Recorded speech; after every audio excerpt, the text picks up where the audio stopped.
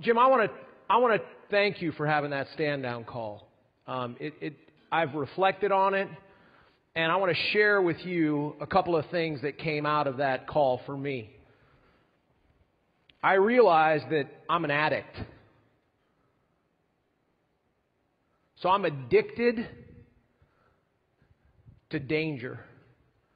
And danger is the nemesis of safety. It's the arch enemy of safety. And so let me give you an example of what I mean when I say that I'm addicted to danger. There's a trick in all of our lives, and it comes up in a variety of different circumstances.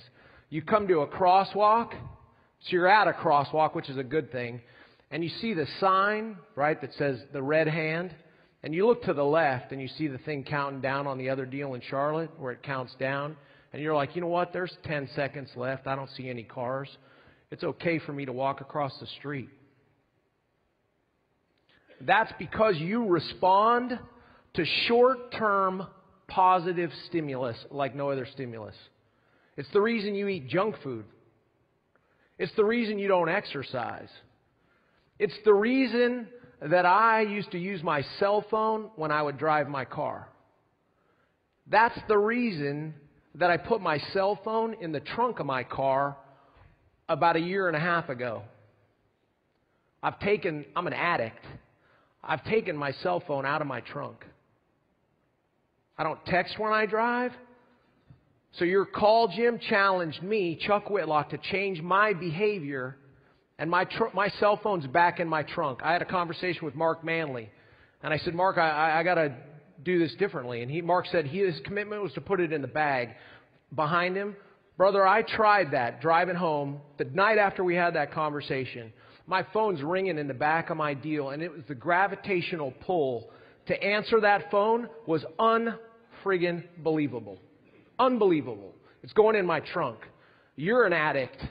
So find the area in your life, whether it's not reaching for the right tool, standing on a chair to change a light bulb, not getting the ladder that's tall enough.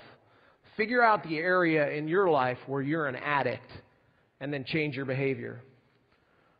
I want to tell you another story. This was recently, right? Again. So I'm driving with Mark Manley. We're going to visit our plant in Hanging Rock. It's a gas plant. I'm driving down the road, and we stop at a gas station. I'm starved. We got up at 5 o'clock in the morning. We're driving. I get a bag of almonds. And I set my knee. We're on a ribbon straight road. I set my knee on the steering wheel to hold the car while I open the bag of almonds. Done it 1,000 times. Maybe 10,000 times. Never had an accident. Ever crashed a car. That's dangerous behavior, and it's because I'm an addict to the short-term benefit I wanted the almonds. Mark took the time to correct me and said, Chuck, let me open those bag of almonds for you. Find those areas in your life where you're addicted to dangerous behavior and then change them. And then do what Mark Manley had the courage to do to change my behavior. So that's the first thing I want to share with you. I want to share one other thing that came from the talk that Jim gave. So recall when Jim said, close your eyes.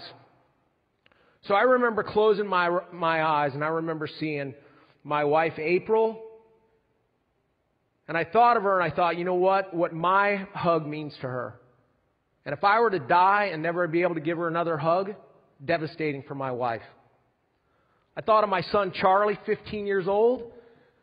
He's a big, strong kid. He looks like a man. Look, he's a full-grown guy. And he's so fragile. He's a boy inside. And there's things that he's going to need his dad to be there for him. I thought of my daughter. She's 13 years old. Some boy's going to break her heart. Right? And I want to be there to give her a hug. You thought of those same exact things, right? Your life. Those are your personal connections. They're your reason to not be an addict. Don't kid yourself and think that it's easy to... I'm out of time. You got to kick me off, Allison. I apologize, right? I'm finishing. I got 2 more minutes. I'll take some of Jennifer's time.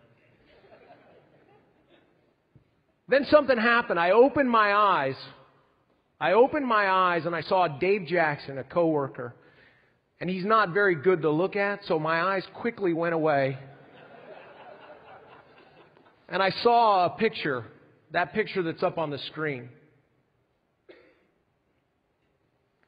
And I thought about this afterwards, and I thought, you know what, my obligation, I have an individual obligation to not be an addict. But then as a leader, I have a different obligation. I have 517 Dave Jacksons in my organization. 517. Those are his reasons. That picture was his reason. It's his wife Stacy, his daughter Rachel.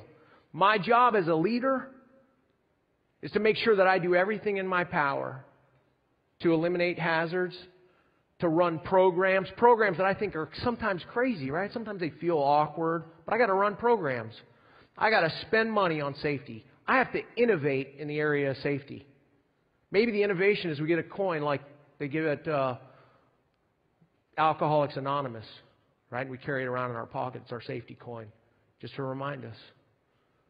So my challenge to you today is to do a couple of things.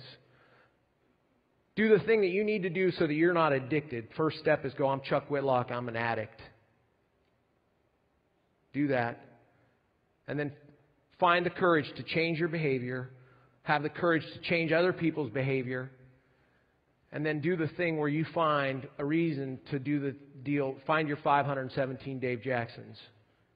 They're counting on you as a leader to do it.